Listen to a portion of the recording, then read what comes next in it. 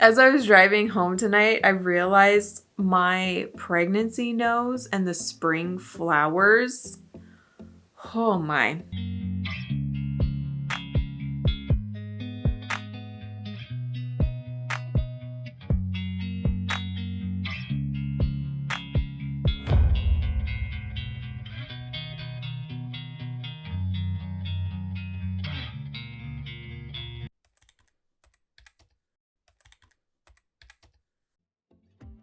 Hello everybody, my name is Tasha, and if you've never been here before, I am currently a gestational surrogate. That means that I'm pregnant with a baby that is not genetically mine and I don't intend to keep.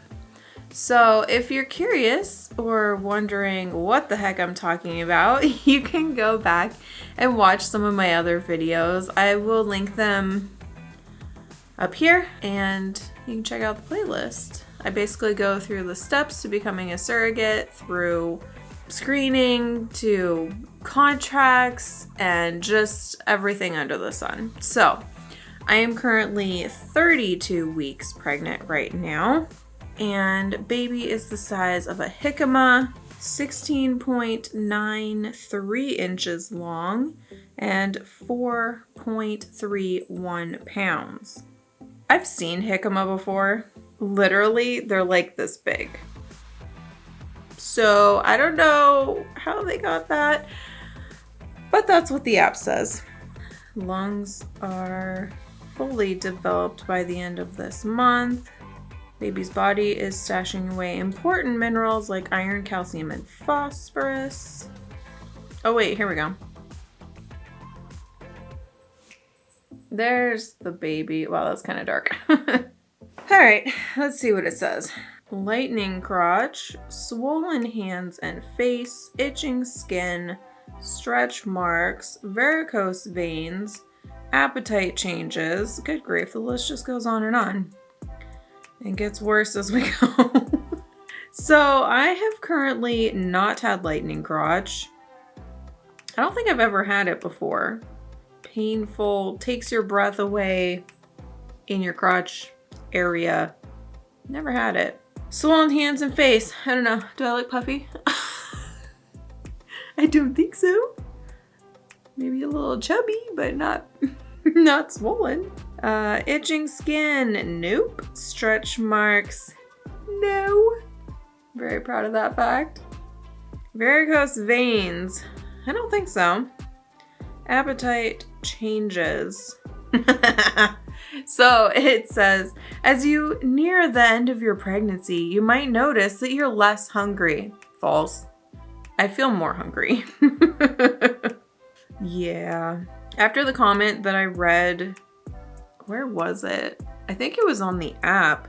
It was like, you're gonna gain a pound a week and all that's gonna go to the baby. I'm like, I hope not, because she's already 4 pounds. As far as I know, my doctor doesn't do the growth scans at like 30 to 34 weeks or whatever.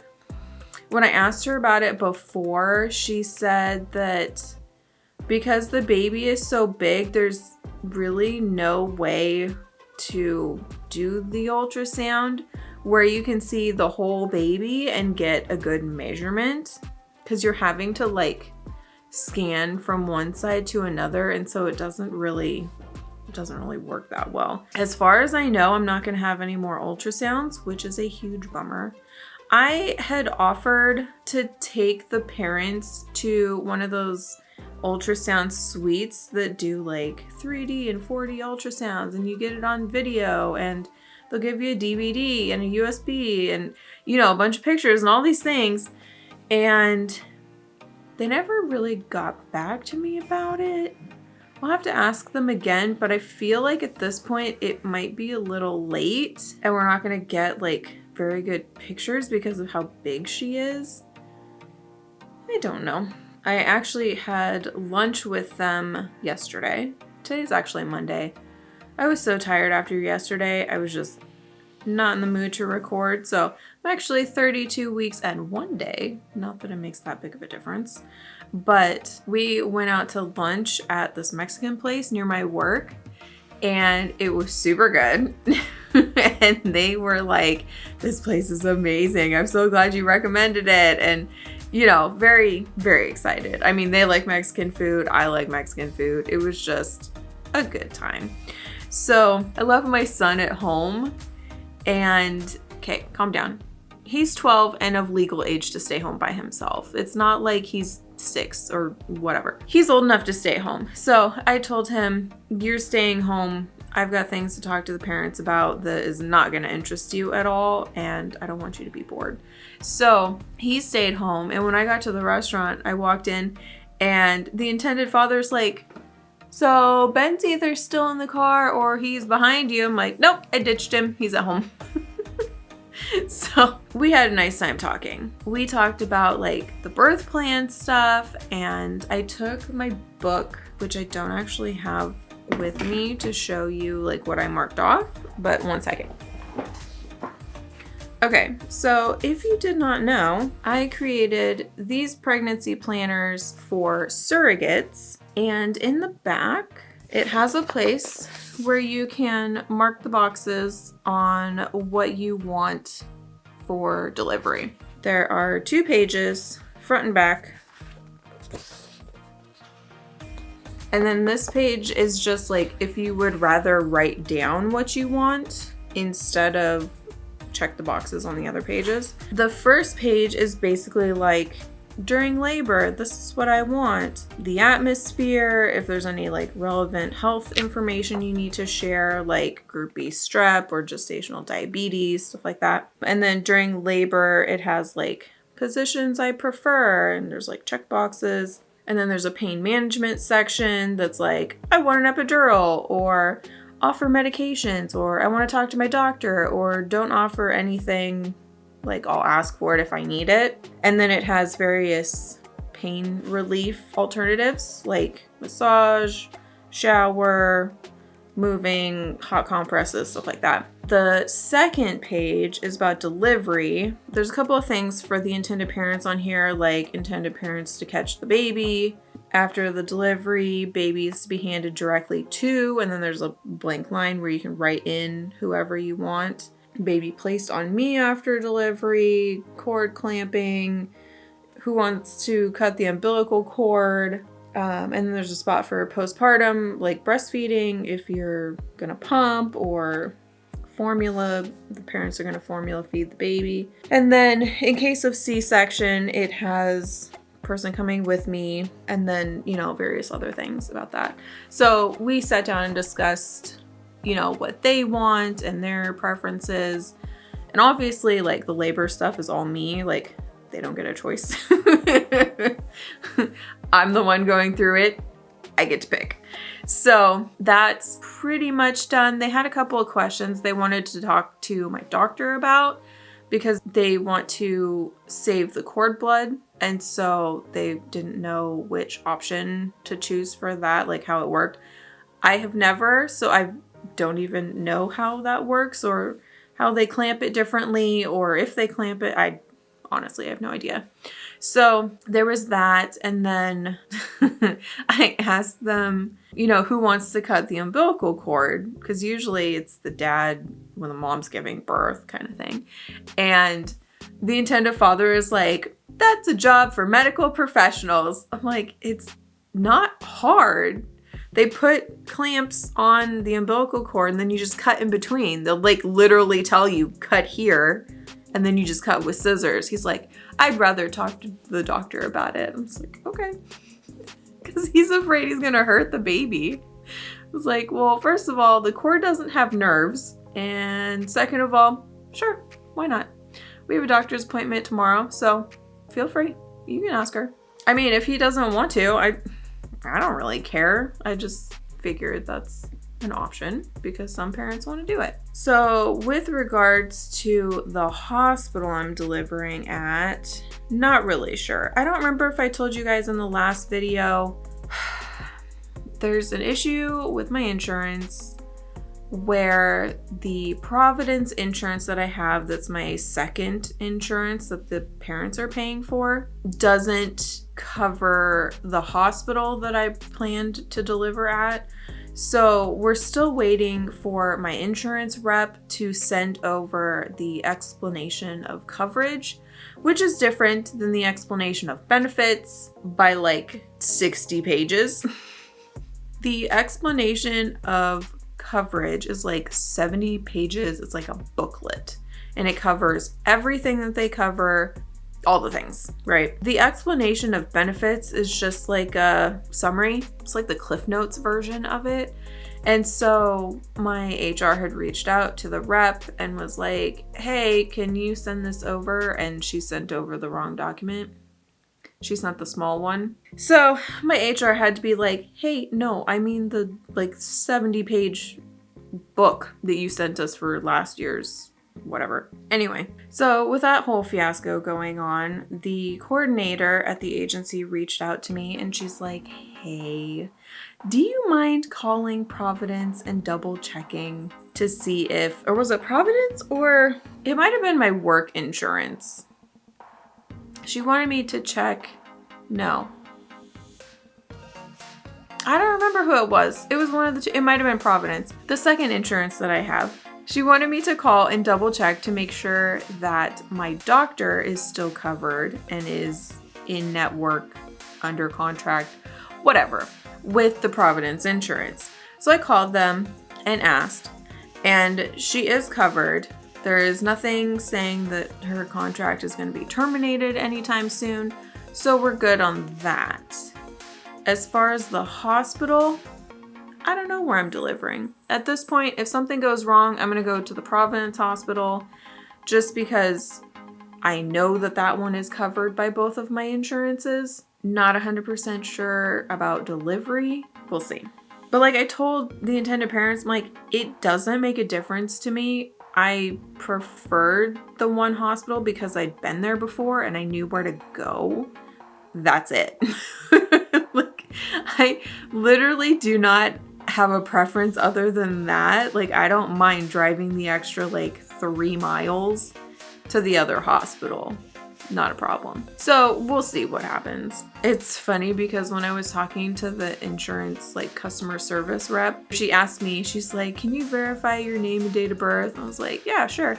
And so when I told her, she's like, oh my word, birthday twinsies. I'm like, you're adorable for one.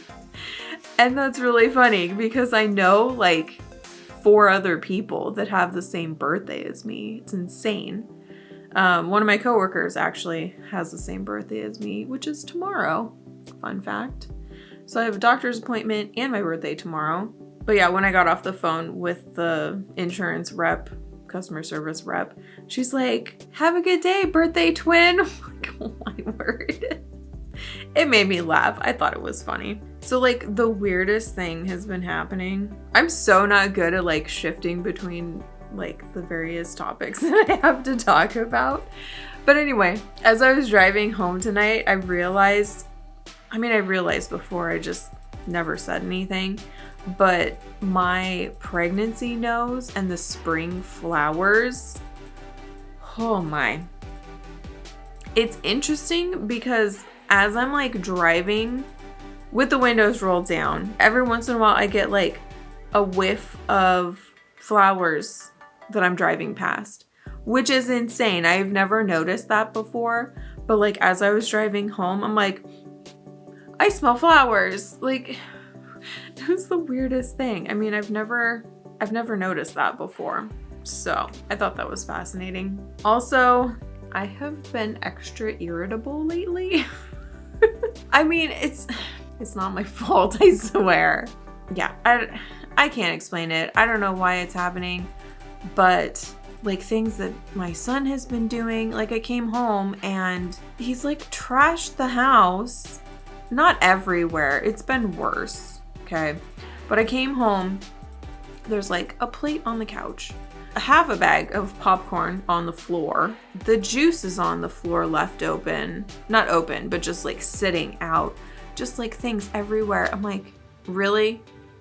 Can you clean up after yourself, please? It's just annoying. And I don't know if it's normal irritation or if it's like pregnancy irritation where I'm just done. and I don't want to deal with the people. I try to be happy and upbeat, but there are days where I'm just like, I don't want to do anything. I don't want to go anywhere. I don't want to see anybody, but yet I go and I do and I see because I'm a responsible adult. And no one would know that I was irritated because I'm really good at like plastering on a happy face and pretending like nothing is wrong.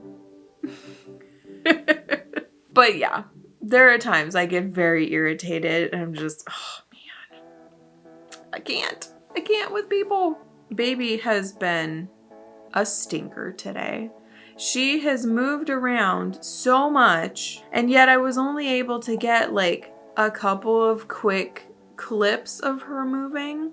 And I tried like 8 to 10 times of recording things. Probably more than that. It was probably more like a dozen times where I would record and she would literally stop moving. And then as soon as I stopped recording, she'd be like, bing, bing, bing, bing, bing, bing, bing, bing. What is up with that?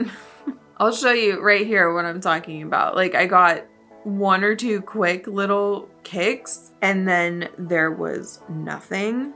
I think I might have gotten a video from, oh, I guess I did get this one on Tuesday when she was like bouncing around. Holy cow. And then, okay, if you've been here from the beginning or, you know, at least for the last 10 weeks or so, she really likes the right side of my stomach.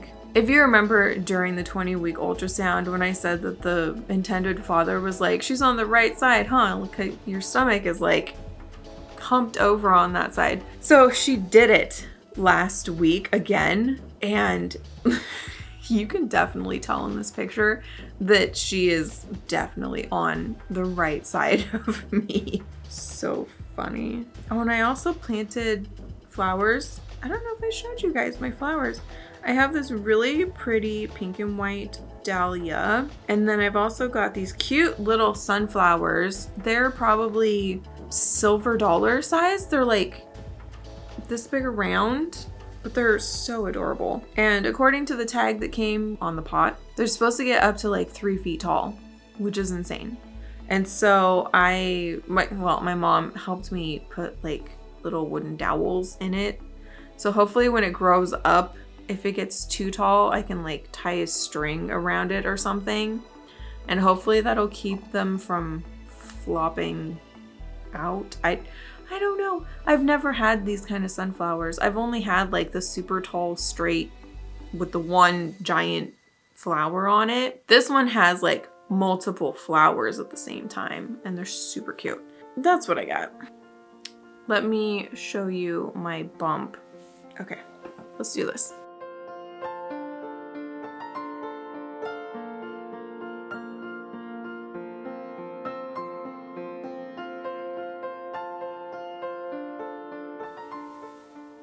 I still don't look pregnant from the back, and I think it is so funny.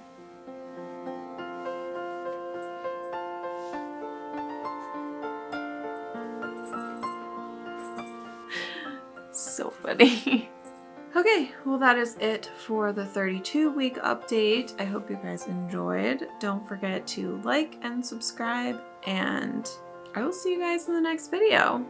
Have a good week. I am sorry that my last video was late, because I'm still not done editing it. It's been a stressful weekend, and last week kind of sucked a little bit on the editing front anyway. So anyway, I apologize, but hopefully I'll get the video up to you guys soon. I'll see you guys in the next one. Bye.